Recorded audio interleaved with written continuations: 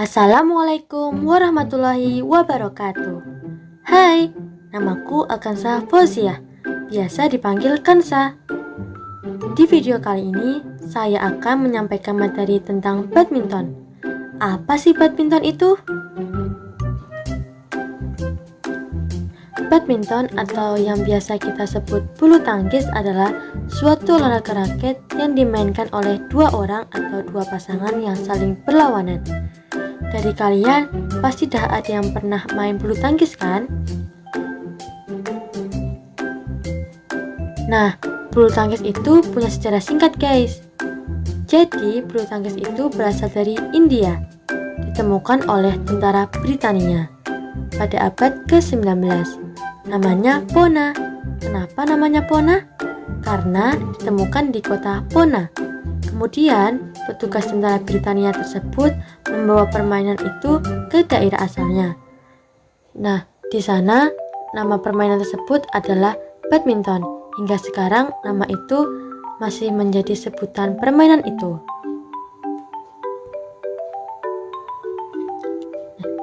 Bulu tangkis ada 5 partai guys. Ada tunggal putra, tunggal putri, ganda putra, ganda putri, dan ganda campuran. Tunggal putra, satu cowok lawan satu cowok. Kalau tunggal putri, satu cewek lawan satu cewek. Kalau ganda putra, dua cowok lawan dua cowok. Kalau ganda putri, dua cewek lawan dua cewek. Kalau ganda campuran, cowok cewek lawan cowok cewek.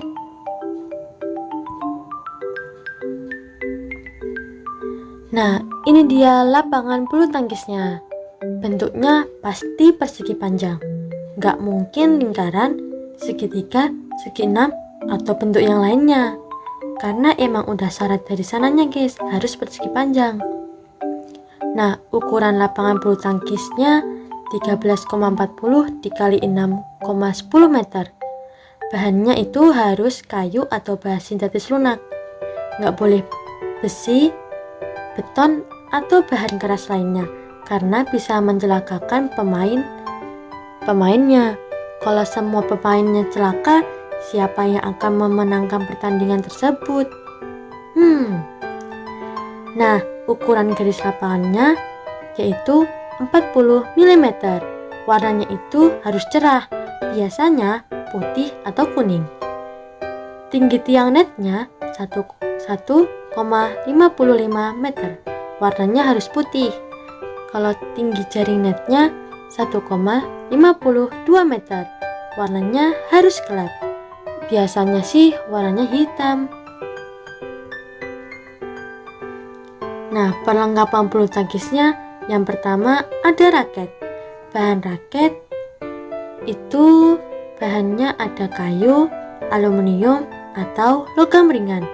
Kini hampir semua raket bulu tangkis berkomposisikan komposit serat karbon atau plastik bertulang grafit. Yang kedua, ada senar. Kebanyakan senar berketebalan 21 ukuran dan diuntai dengan ketegangan 18-30 lb. Yang ketiga, ada kok. Kalau ada raket bulu tangkis, pasti ada kok. Karena mereka itu dua sejoli. Nah, bahan kok itu dari rangkaian bulu angsa yang disusun membentuk kerucut terbuka dengan pangkal berbentuk setengah bola yang terbuat dari gabus. Yang keempat, ada sepatu. Nah, alas sepatu untuk main bulu tangkis itu harus berbahan sol karet agar lompatan si pemain lebih maksimal dan tidak mudah tergelincir, seperti pada gambar di samping.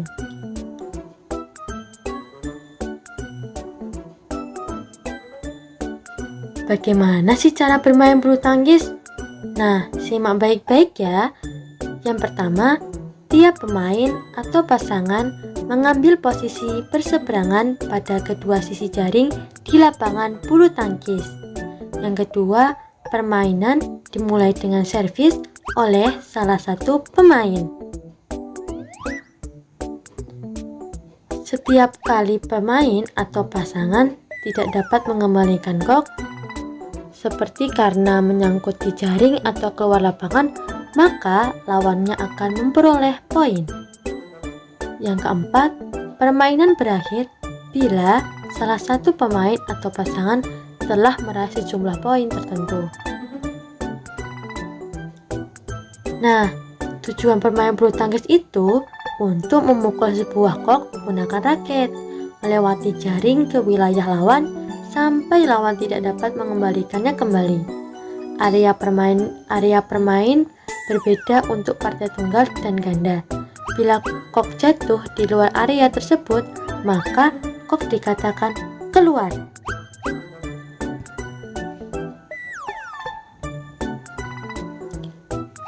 Teknik memegang raket. Yang pertama ada forehand grip. Forehand grip itu memegangnya raket berada pada posisi miring, kemudian dipegang oleh ibu jari dan jari telunjuk seperti tangan mengepal. Usahakan bentuk pegangan selalu menyerupai huruf V, seperti pada gambar di samping.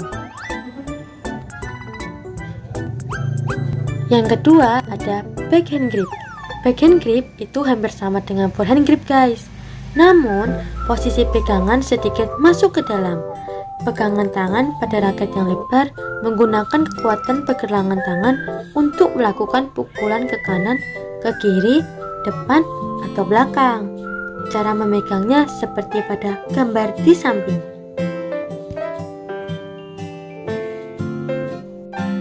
Yang ketiga ada American grip. Nah, American grip itu ibu jarinya dengan jari telunjuk menempel pada bagian pegangan raket yang luas atau lebar. Pada teknik ini sangat cocok digunakan untuk smash, namun sulit digunakan jika melakukan netting. Cara memegangnya seperti pada gambar di samping. Memegangnya seperti memegang stick drum.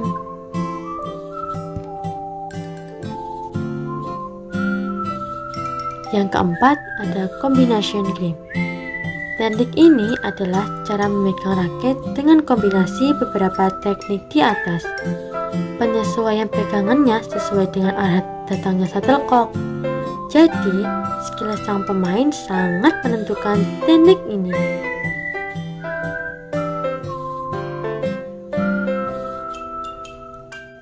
Teknik pukulan bulu tangkis. Teknik pukulan bulu tangkis ada 6 guys. Ada service, lob, drive, drop shot, smash, dan netting.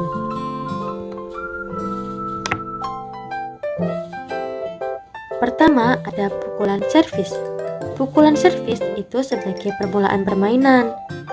Pukulan service ada 3. Yang pertama long service, kedua short service, ketiga flick service. Long service itu memukul kok dari bawah dan diarahkan ke bagian belakang lawan. Kalau short service diarahkan ke bagian depan lapangan lawan. Kalau flick service melecutkan kok saat hampir menyentuh tanah. Nah, ini nih cara melakukan teknik service. Pada gambar yang pertama itu servis panjang, kalau gambar kedua itu servis pendek, kalau gambar ketiga itu flick service. Perhatikan baik-baik ya.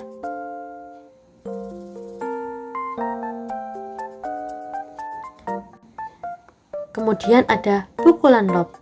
Pukulan lob bertujuan untuk menerbangkan shuttlecock setinggi mungkin, mengarah jauh ke belakang garis lapangan lawan, sehingga lawan itu susah menggapainya. Nah, pukulan lob itu ada 2, ada overhead lob dan underhead lob.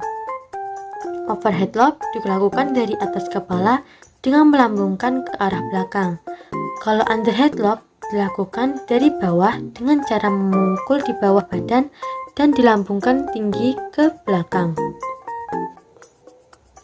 Ini gambar teknik pukulan lob.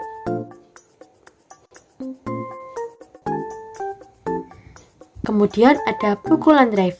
Pukulan ini dalam bulu tangkis biasa digunakan untuk menekan lawan atau untuk tidak memberikan kesempatan kepada lawan mendapatkan bola-bola melambung sehingga lawan tidak mendapat kesempatan menyerang dengan pukulan overhead. Ini cara teknik pukulan drive.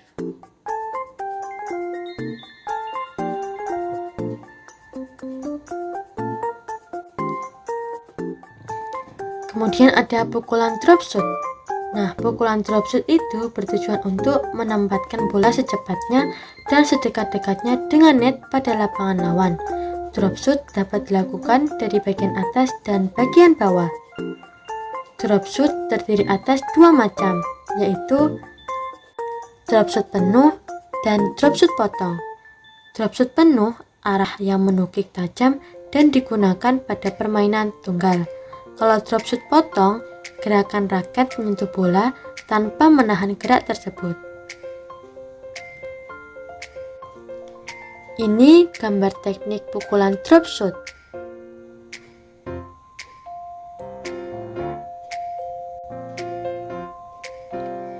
Selanjutnya ada pukulan smash. Pukulan ini dilakukan dengan cepat dan sekeras-kerasnya. Pukulan ini sangat mematikan lawan loh guys. Nah, pukulan smash ini ada 4 macam. Ada smash penuh, smash potong, around the head smash, dan backhand smash. Smash penuh ini dilakukan dengan daun raket seluruhnya dan dilakukan dengan sekuat tenaga. Kalau smash potong, smash ini kurang keras jika dibanding dengan smash penuh, tapi kok lebih tajam dan lebih terarah dan dilakukan secara menyilang. Yang ketiga itu ada around the head smash. Around the head smash itu men-smash di depan pundak kiri atau bahkan lebih ke kiri, yaitu smash dengan memutar mengitari atas kepala. Nah, yang keempat itu ada backhand smash. Backhand smash itu smash yang dilakukan dari sebelah kiri dan mengutamakan keterampilan pergelangan tangan. Backhand smash ini sangat cocok untuk menambah shuttlecock yang meluncur tanggung di dekat net. Ini gambar teknik pukulan smash.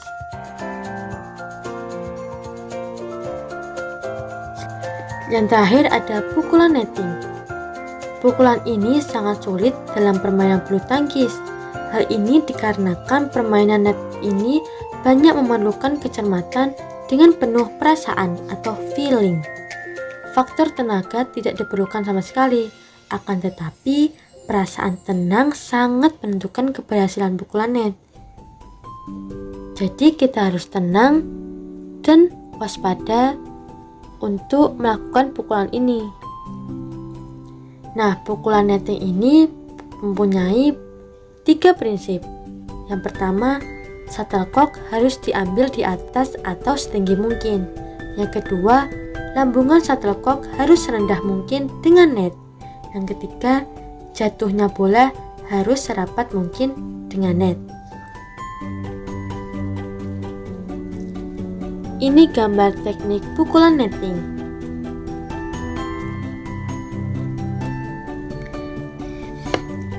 Ini nih sistem pindah bola yang masih banyak yang bingung. Jadi perhatikan baik-baik ya.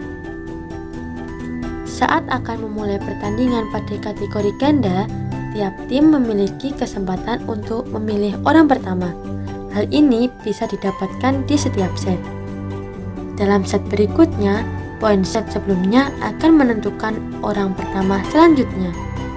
Selain itu, setiap tim memiliki hak untuk melakukan servis sebanyak 2 kali. Hal ini dimiliki oleh tiap orang dalam satu tim. Kesempatan untuk melakukan servis sebanyak 2 kali tidak berlaku pada awal set. Sesaat setelah pindah bola, teknik servis akan dilakukan oleh pemain di sebelah kanan dan bukan oleh pemain pertama.